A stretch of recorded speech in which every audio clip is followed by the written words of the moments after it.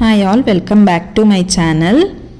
So last class we have studied about chemical equation and how to recognize the chemical reactions, like how we will recognize, children, change in state, change in color, evolution of gas and change in temperature.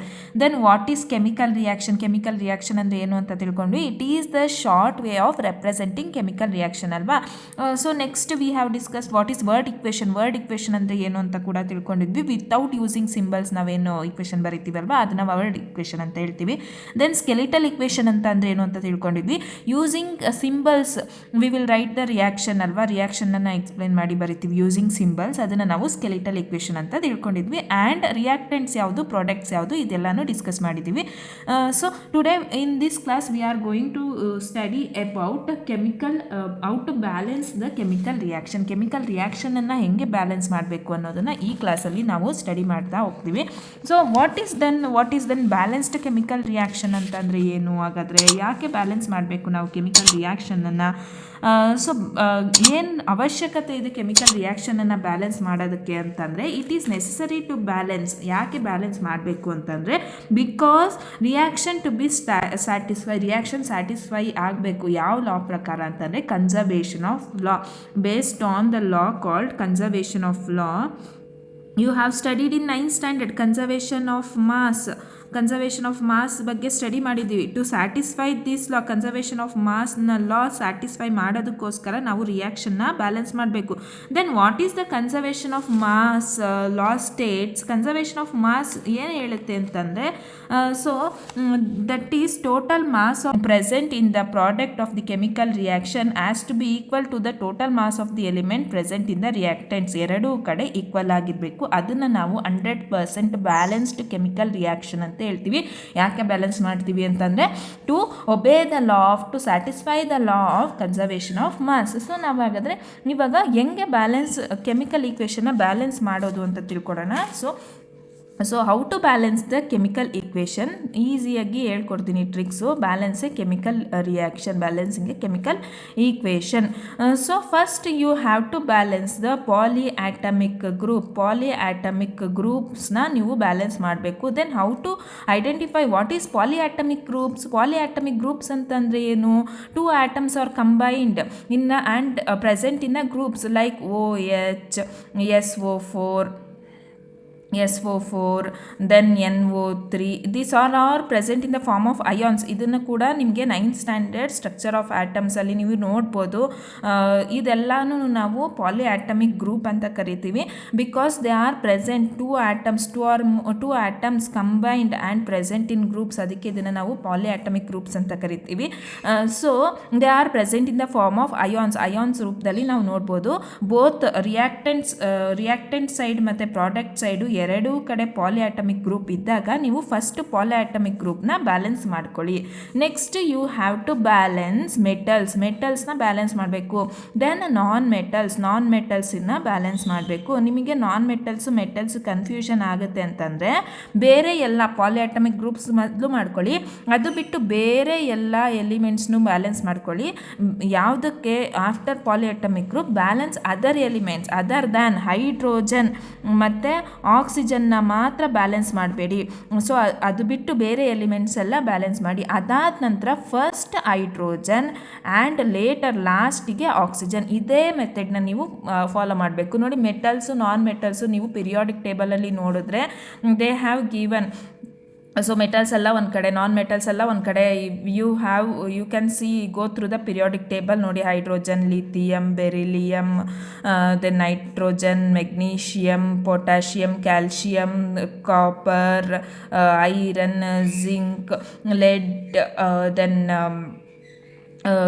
Silver, gold. ಇದೆಲ್ಲನೂ ನಾವು ಏನು metals ಅಂತ ಕರಿತೀವಿ. These side which and all present left side of the periodic table are called metals. ಇದನ್ನು ನಾವು ಏನಂತ ಕರಿತೀವಿ? Metals ಅಂತ ಕರಿತೀವಿ.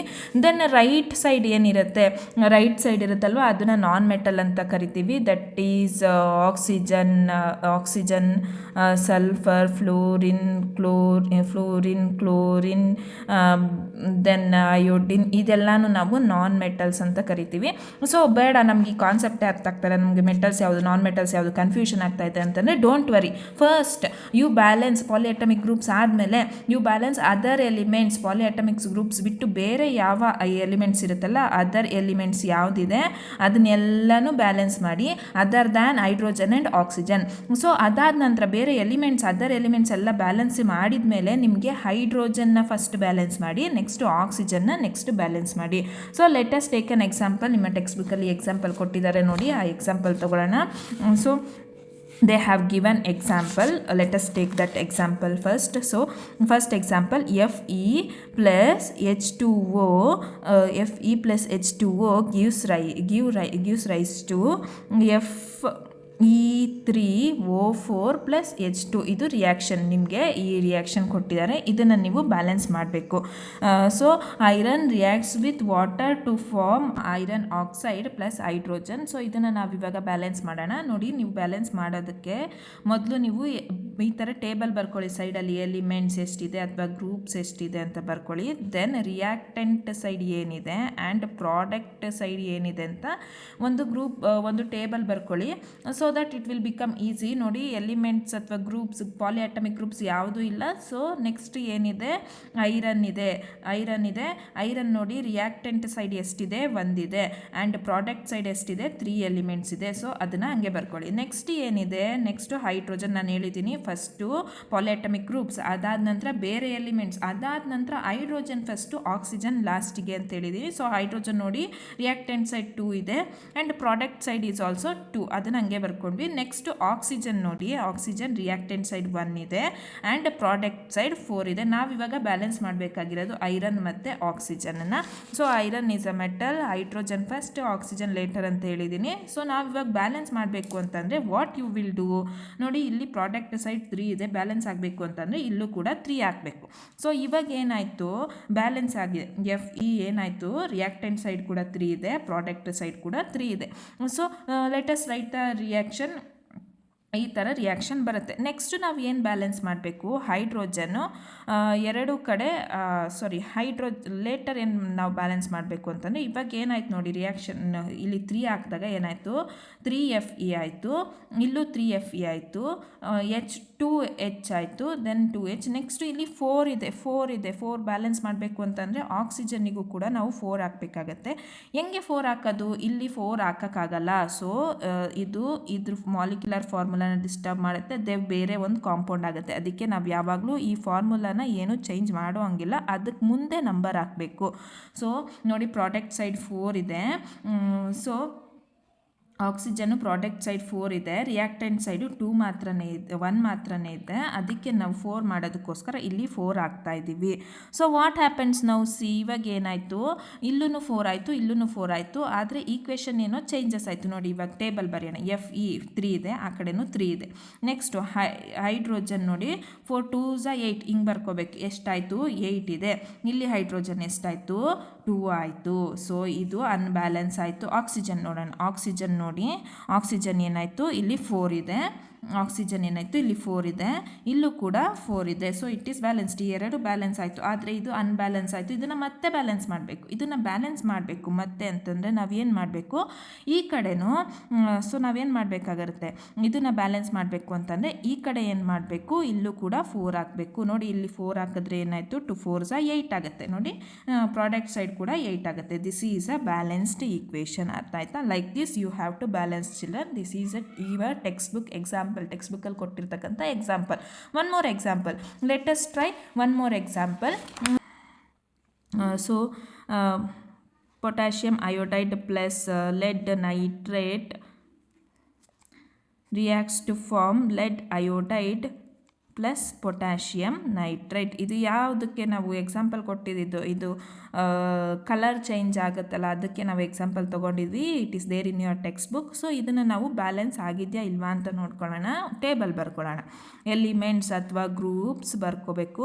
Next reactants, next products. ಈ ಥರ ಒಂದು ಟೇಬಲ್ ಬರ್ಕೊಂಡ್ರೆ ಸ್ಟಾರ್ಟಿಂಗಲ್ಲಿ ನಿಮಗೆ ರೂಢಿ ಆಗೋವರೆಗೂ ಈ ಟೇಬಲ್ನ ಬರ್ಕೋಬೋದು. Later you can manage. Let us see polyatomic group ಇದೆಯಾ ಇಲ್ವಾ ಅಂತ. Yes, both reactants and product side ಎರಡು ಕಡೆನೂ ಪಾಲಿಅಟಮಿಕ್ ಗ್ರೂಪ್ ಇದೆ. ಅಕಸ್ಮಾತ್ ಒಂದೇ ಸೈಡ್ ಇದ್ದರೆ ನೀವು ಅದನ್ನು ಕನ್ಸಿಡರ್ ಮಾಡಬೇಡಿ, ಸಪ್ರೇಟ್ ಒಂದೊಂದು ಎಲಿಮೆಂಟ್ಗೆ ಬ್ಯಾಲೆನ್ಸ್ ಮಾಡಿ.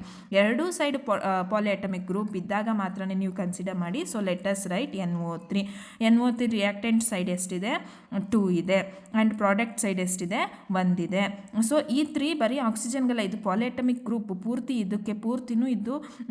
ಸೊ ಇದು ಹೊರಗಡೆ ಇದ್ದಿದ್ರೆ 3 ಅಂತ ಬರ್ಕೋತಾ ಇದ್ವಿ, but it is inside. So ಇಲ್ಲಿ ಒಂದೇನೇ ಇರೋದು, ಎಲ್ಲ ಕನ್ಫ್ಯೂಷನ್ ಮಾಡ್ಕೋಬೇಡಿ ಪಾಲಿಅಟಮಿಕ್ ಗ್ರೂಪ್. ನೆಕ್ಸ್ಟು ಪೊಟ್ಯಾಷಿಯಮ್ ಬರ್ಕೊಳ್ಳೋಣ. ಪೊಟ್ಯಾಷಿಯಮ್ ನೋಡಿ ರಿಯಾಕ್ಟೆಂಟ್ ಸೈಡ್ 1 ಇದೆ, product side is also 1. Next lead ನೋಡೋಣ. ಲೆಡ್ ರಿಯಾಕ್ಟೆಂಟ್ ಸೈಡ್ ನೋಡಿ, ಇದು ಬರೀ ಪಾಲಿಅಟಮಿಕ್ ಗ್ರೂಪ್ಗೆ ಮಾತ್ರ 2 ಅಂತ ಕನ್ಸಿಡರ್ ಆಗ್ತಾ ಇರೋದು, ಲೆಡ್ಡಿಗಲ್ಲ. ಲೆಡ್ ಇಲ್ಲಿ 1 ಇದೆ. And here V see here also 1. Next ಇನ್ನು ಉಳಿದಿರೋ ಎಲಿಮೆಂಟು ಅಯೋಡೈಡ್. ಸೊ ಅಯೋಡೈಡ್ ಏನಾಗ್ತಿದೆ, ಇಯರ್ ಆಲ್ಸೋ 1 ಆ್ಯಂಡ್ ಇಯರ್ 2 ಅಲ್ವಾ. ಇವಾಗ ಅಟ್ ಪ್ರೆಸೆಂಟ್ ಹಿಂಗಿದೆ. ಇದನ್ನು ನಾವು ಬ್ಯಾಲೆನ್ಸ್ ಮಾಡಬೇಕು. ನೋಡಿ, ಯಾವ್ದಾವ್ದು ಬ್ಯಾಲೆನ್ಸ್ ಆಗಿಲ್ಲ, ಇದು ಬ್ಯಾಲೆನ್ಸ್ ಆಗಿಲ್ಲ, ಇದು ಬ್ಯಾಲೆನ್ಸ್ ಆಗಿಲ್ಲ. ಸೊ ಬ್ಯಾಲೆನ್ಸ್ ಮಾಡಬೇಕು. ನಾವೇನು ಮಾಡ್ತೀವಿ, NO3 ಬ್ಯಾಲೆನ್ಸ್ ಆಗಿಲ್ಲ ಅಲ್ವಾ, ಇಲ್ಲಿ 2 ಬರಬೇಕು. So we will put 2 in front of this compound. ನೋಡಿ, ಏನು ಕಾಂಪೌಂಡ್ ಇದೆಯಲ್ಲ ಅದಕ್ಕೆ ಡಿಸ್ಟರ್ಬ್ ಮಾಡಬಾರ್ದು, ಅದ್ರ ಮುಂದೆ 2 ಹಾಕ್ಕೋಬೇಕು. ನೋಡಿ, ಸೊ ಆವಾಗ ನಮಗೇನಾಗುತ್ತೆ, ಇಲ್ಲಿ 2 ಇತ್ತಲ್ವ, ಇಲ್ಲಿ 2 ಆಗಬೇಕು ಅಂತಂದರೆ ಇಲ್ಲಿ 2 ಹಾಕಿದ್ವಿ. So it becomes 2. ಆಯಿತಾ, ಇದು ಬ್ಯಾಲೆನ್ಸ್ ಆಯಿತು. ಆದರೆ ಇವಾಗ ನೋಡಿ, ಪೊಟ್ಯಾಷಿಯಮ್ಮು ಇಲ್ಲಿ 1 ಇದೆ, ಆದರೆ ಇಲ್ಲಿಗೆ ಏನಾಯಿತು, ಇಲ್ಲಿ 2 ಪೊಟ್ಯಾಷಿಯಮ್ ಆಗೋಯ್ತು. ಸೊ ಇಲ್ಲಿ 2 ಆಯಿತು. ಅದನ್ನು ಬ್ಯಾಲೆನ್ಸ್ ಮಾಡಬೇಕಾಗತ್ತೆ ನಾವು. ಇವಾಗ ಅದನ್ನು ಬ್ಯಾಲೆನ್ಸ್ ಮಾಡಬೇಕು ಅಂತಂದರೆ ನಾವೇನು ಹಾಕ್ಬೇಕು, 1 ಹಾಕಿದ್ರೆ ನೋ ಚೇಂಜಸ್, 2 ಹಾಕಬೇಕಿಲ್ಲಿ. ಸೊ 2 ಹಾಕಿದಾಗ ಏನಾಯಿತು, ಅದು ಕೂಡ ಬ್ಯಾಲೆನ್ಸ್ ಆಯಿತು. ನೆಕ್ಸ್ಟ್ ಲೆಡ್ ನೋಡೋಣ. ಲೆಡ್ ಏನಿದೆ, ಇಲ್ಲೂ 1 ಇದೆ, ಇಲ್ಲೂ 1 ಇದೆ, ನೋ ಪ್ರಾಬ್ಲಮ್. ನೆಕ್ಸ್ಟ್ ಅಯೋಡೈಡ್ ನೋಡೋಣ. ಸೊ ಇಲ್ಲಿ 2 ಹಾಕಿದಾಗ ಇದಕ್ಕೂ ಕನ್ಸಿಡರ್ ಆಯಿತು. ಸೊ ಇಲ್ಲಿ 2 ಇದೆ, ಇಲ್ಲೂ 2 ಇದೆ. That is equation is balanced. Understood how to balance the chemical equation ಯಾಕೆ ಬ್ಯಾಲೆನ್ಸ್ ಮಾಡಬೇಕು, ಹೆಂಗೆ ಬ್ಯಾಲೆನ್ಸ್ ಮಾಡಬೇಕು ಅನ್ನೋದು ನಿಮಗೆ ಅರ್ಥ ಆಯ್ತಲ್ವಾ. But it is not 100% balance. ಇದು 100% ಬ್ಯಾಲೆನ್ಸ್ ಆಗಿಲ್ಲ. ಸೊ 100% ಬ್ಯಾಲೆನ್ಸ್ ಆಗಬೇಕು. ಇವಾಗ ಒಂದು ಈಕ್ವೇಷನ್ ನಾವು ತಗೊಂಡು ದಟ್ ಈಸ್ 100% ಬ್ಯಾಲೆನ್ಸ್ಡ್ ಆಗಬೇಕು ಅಂತಂದರೆ we want to put the symbols of physical state. ಅದ್ರ ಫಿಸಿಕಲ್ ಸ್ಟೇಟ್ನ ಸಿಂಬಲ್ಸ್ನ ಹಾಕಬೇಕಾಗತ್ತೆ. What are the physical state you have learned? ಸಾಲಿಡ್ದು ಫಿಸಿಕಲ್ ಸ್ಟೇಟ್ ಸಿಂಬಲ್ನ ನಾವು ಸ್ಮಾಲ್ ಲೆಟರ್ ಎಸ್ ಅಲ್ಲಿ ಬರಿಬೇಕಾಗತ್ತೆ. ಲಿಕ್ವಿಡ್ ಫಿಸಿಕಲ್ ಸ್ಟೇಟ್ನ ಸ್ಮಾಲ್ ಲೆಟರ್ ಎಲ್ಲಲ್ಲಿ ಬರಿಬೇಕಾಗತ್ತೆ. ಆಕ್ವೇಯಸ್ ಅಂತಂದರೆ ಏನು, any solid that is dissolved in ವಾಟರಲ್ಲಿ ಡಿಸಾಲ್ವ್ ಆಗಿ ಅದು ಲಿಕ್ವಿಡ್ ಆಗುತ್ತಲ್ಲ, ಅದನ್ನು ನಾವು ಆಕ್ವೇಯಸ್ ಅಂತ ಹೇಳ್ತೀವಿ. ಅಥವಾ ಸೊಲ್ಯೂಷನ್ ಅಂತ ಇದ್ದರೆ ನೀವು AQ ಅಂತ ಮೆನ್ಷನ್ ಮಾಡಿ, ಗ್ಯಾಸಲ್ಲಿ ಇದ್ದರೆ ಅದನ್ನು G ಅಂತ ಮೆನ್ಷನ್ ಮಾಡಿ. ಸೊ ನಾವೊಂದು ಈಕ್ವೇಷನ್ ಬರೆದ್ವಿ ಇಲ್ಲಿ. ಇದಕ್ಕೆ ಇವಾಗ ಮೆನ್ಷನ್ ಮಾಡೋಣ. ನೋಡಿ, ದೀಸ್ ಆರ್ ಐರನ್ನ ನಾವು ಸಾಲಿಡ್ಸಲ್ಲಿ ನೋಡ್ತೀವಿ, ಆ್ಯಂಡ್ ವಾಟರ್ನ ನಾವು ಸ್ಟೀಮಲ್ಲಿರೋದ್ರಿಂದ ಗ್ಯಾಸ್ ಅಂತ ಮೆನ್ಷನ್ ಮಾಡ್ತೀವಿ. This is also solid. And this one ಹೈಡ್ರೋಜನ್ನು ಕೂಡ ನಾವು ಗ್ಯಾಸಲ್ಲಿ ಮೆನ್ಷನ್ ಮಾಡ್ತೀವಿ. This is 100% equation. This is balanced equation. This is how you have to balance the equation. So let us I hope you have understood how to balance the chemical equations. So let us see the textbook question, children. In text question, so ಅದರ related question ಏನು ಕೊಟ್ಟಿದ್ದಾರೆ, why should a magnesium ribbon be clean before burning in air. So magnesium ರಿಬ್ಬನನ್ನು ಯಾಕೆ clean ಮಾಡಬೇಕು ಅಂತ, because magnesium ರಿಬ್ಬನ್ನ ಜಾಸ್ತಿ ಹೊತ್ತು ನಾವು ಅಟ್ಮಾಸ್ಫಿಯರಲ್ಲಿ ಇಟ್ಟಾಗ, ಏರಲ್ಲಿ ಇಟ್ಟಾಗ it forms a magnesium oxide create ಮಾಡ್ಕೊಂಡ್ಬಿಟ್ಟಿರುತ್ತೆ. ಸೊ ಅದೇನು ಮಾಡುತ್ತೆ, ಮೆಗ್ನೀಷಿಯಮ್ ಆಕ್ಸೈಡ್ ಏನು ಮಾಡುತ್ತೆ, ರಿಯಾಕ್ಷನನ್ನು ಮೆಗ್ನೀಷಿಯಮ್ನ ಬರ್ನ್ ಮಾಡೋಕ್ಕೆ, ಕಂಟಿನ್ಯೂಸ್ ಆಗಿ ಬರ್ನ್ ಮಾಡೋಕ್ಕಾಗಲ್ಲ. ಇಟ್ ಹಿಂಡರ್ಸ್ ಅಂತಂದರೆ ತಡೆಯುತ್ತೆ.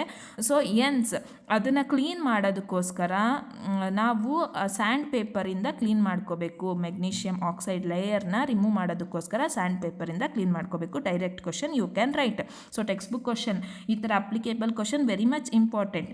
Next, write the balanced equation for following chemical reactions. Balanced equation ಬರಿಬೇಕಂತೆ. ಸೊ ವರ್ಡ್ ಈಕ್ವೇಷನ್ ಕೊಟ್ಟಿದ್ದಾರೆ, ನೀವು ನೋಡಿ. ಹೈಡ್ರೋಜನ್, ಎಲ್ಲ ಮಕ್ಕಳು ಬರೆಯೋದು ಇಷ್ಟೇ. Hydrogen ಬರೀತೀರಾ.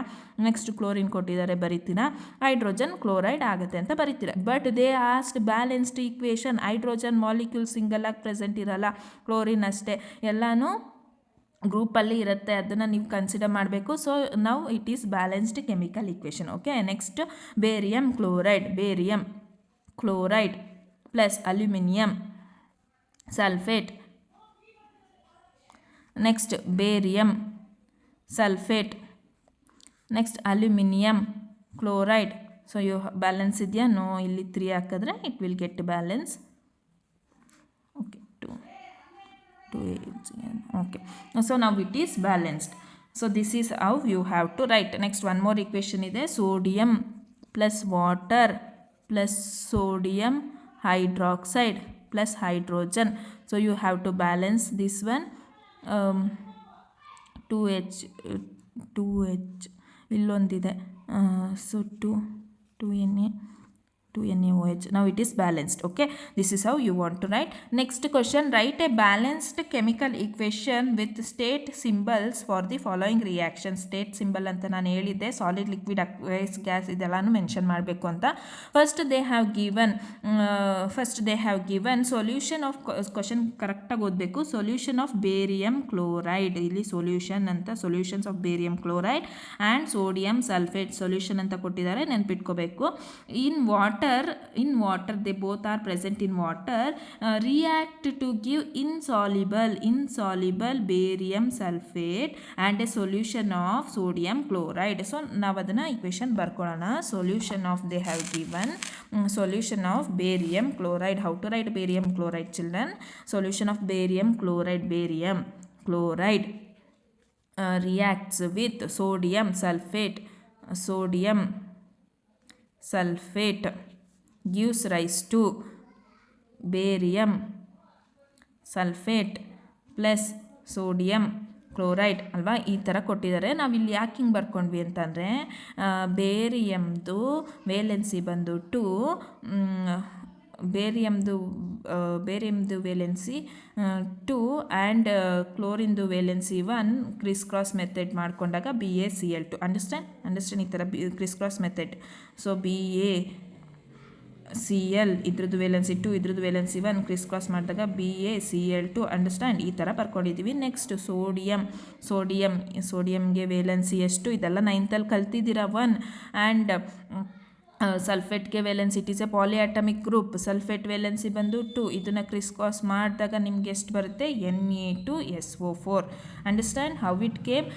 So it gives rise to BaSO4 plus NaCl. ಅವ್ರು ಹೇಳಿದ್ದಾರೆ ಏನು ಕೊಡುತ್ತೆ ಅಂತ, insoluble barium sulphate and sodium chloride ಸಿಗುತ್ತೆ ಅಂತ. ಇವಾಗ ನೋಡಿ, ಇದನ್ನು ಬ್ಯಾಲೆನ್ಸ್ ಮಾಡಬೇಕು. ಎಲಿಮೆಂಟ್ಸ್ ಏನಿದೆ ಅಂತ ಬರ್ಕೊಳ್ಳಿ, ದೆನ್ ರಿಯಾಕ್ಟೆಂಟ್ಸ್, ದೆನ್ ಪ್ರಾಡಕ್ಟ್ಸ್ ಬರ್ಕೊಳ್ಳಿ. SO4 ಪಾಲಿಯಾಟಮಿಕ್ ಗ್ರೂಪ್ 2 ಕಡೆ ಇದೆ, ಬರ್ಕೋತೀರಾ. ನೆಕ್ಸ್ಟು ಸೋಡಿಯಂ ಇದೆ, ನೆಕ್ಸ್ಟು ಬೇರಿಯಂ ಇದೆ, next one is chlorine atom ಇದೆ. ಸೊ ನಾವು you want to write what and all present. Reactant side 1 ಇದೆ, ಪ್ರಾಡಕ್ಟ್ ಸೈಡು ಕೂಡ 1 ಇದೆ ಅಲ್ವಾ. 1 ಅಂಡರ್ಸ್ಟ್ಯಾಂಡ್. ನೆಕ್ಸ್ಟ್ ಸೋಡಿಯಂ ಎಷ್ಟಿದೆ ನೋಡಿ, ದಿಸ್ ಒನ್ ರಿಯಾಕ್ಟೆಂಟ್ ಸೈಡ್ 2 ಇದೆ, ಇಯರ್ 1 ಇದೆ. Can you able to see? Next this one what, so barium ಎಷ್ಟಿದೆ ನೋಡಿ, ರಿಯಾಕ್ಟೆಂಟ್ ಸೈಡು 1 ಇದೆ, ಪ್ರಾಡಕ್ಟ್ ಸೈಡು 1 ಇದೆ. ಆ್ಯಂಡ್ ಕ್ಲೋರಿನ್ ಆಟಮ್ ಎಷ್ಟಿದೆ ನೋಡಿ, ಇಲ್ಲಿ 2 ಇದೆ ಆ್ಯಂಡ್ ಇಲ್ಲಿ 1 ಇದೆ. ಸೊ ನಾವು you have to balance the equation. Balance ಮಾಡಬೇಕು ಅಂತಂದರೆ ಸೋಡಿಯಮಿಂದ ಬ್ಯಾಲೆನ್ಸ್ ಮಾಡಿ, ರಿಯಾಕ್ಟೆಂಟ್ ಸೈಡ್ 2 ಇದೆ, ಸೊ ಇಲ್ಲೂ 2 ಆಗಬೇಕು ಅಂತಂದರೆ ಇಲ್ಲಿ 2 ಹಾಕ್ತೀರಾ. So it will become two ಇದು ಓಕೆ. ಇದು ಬೇರಿಯಂ ಕೂಡ ಬ್ಯಾಲೆನ್ಸ್ ಆಗಿದೆ. ನಾವು ವಾಟ್ ಕ್ಲೋರಿನ್ ನೋಡಿ, ಇಲ್ಲಿ ಕ್ಲೋರಿನ್ 2 ಇದೆ, ಇಲ್ಲೂ ಕೂಡ 2 ಇದೆ. ನಾವು ಇಟ್ ಈಸ್ ಬ್ಯಾಲೆನ್ಸ್ಡ್, ನಾಟ್ 100%. ಇದನ್ನು ನೀವು ಸ್ಟೇಟ್ ಕೂಡ ಮೆನ್ಷನ್ ಮಾಡಬೇಕು. ಸ್ಟೇಟ್ ಹೆಂಗೆ ಮೆನ್ಷನ್ ಮಾಡ್ತೀರಾ? ಬೇರಿಯಂ ಕ್ಲೋರೈಡ್ ಸೊಲ್ಯೂಷನ್ ಅಂತಂದರೆ ಅಕ್ವೇಯಸ್, ಸಾಲ್ಯುಬಲ್ ಆಗಿದೆ. Then this is also they have mentioned in question solution. Question ಓದಬೇಕು. ಬೇರಿಯಂ ಸಲ್ಫೇಟ್ ಇನ್ಸಾಲ್ಯುಬಲ್ ಅಂತ ಕೊಟ್ಟಿದ್ದಾರೆ. ಇನ್ಸಾಲ್ಯುಬಲ್ ಅಂತಂದರೆ that is solid, understood. Then NaCl solution ಅಂತ ಕೊಟ್ಟಿದ್ದಾರೆ, ದಟ್ ಈಸ್ ಅಕ್ವೇಸ್. ಸೊಲ್ಯೂಷನ್ ಅಂತಂದರೆ aqueous. ನಾವು it is 100% balance. Understood children? ನಾವು next question, sodium hydroxide ಇಲ್ಲೇ ಬರಿತೀನಿ. ಸೋಡಿಯಂ ಹೈಡ್ರಾಕ್ಸೈಡ್ ಇನ್ ಸೊಲ್ಯೂಷನ್ ಅಂತ ಕೊಟ್ಟಿದ್ದಾರೆ, ಆಮೇಲೆ ಬರ್ಕೊಳ್ಳೋಣ. Next hydrogen chloride plus hydrogen chloride reacts to form to hydrogen chloride acid solution in water to produce sodium chloride solution, to produce NaCl solution plus water. So see, is it balance? Na Cl1 Cl1 H2 2H and O 1O, it is balanced. ಇದ್ರದ್ದು physical ಸ್ಟೇಟನ್ನು ನಾವು ಬರಿಬೇಕಾಗತ್ತೆ. Sodium hydroxide solution, so it is aqueous. HCl reacts with hydrochloric acid solution means this is also aqueous. Understood children? Are you getting? To produce sodium chloride solution, they have mentioned solution, question alle mention ಮಾಡಿರ್ತಾರೆ, and water is liquid. Okay, this is how you want to write. So I will stop here. Next we will study about types of chemical reactions. Thank you for watching children. Do share with your friends so that they can learn the concepts easily. Thank you for watching.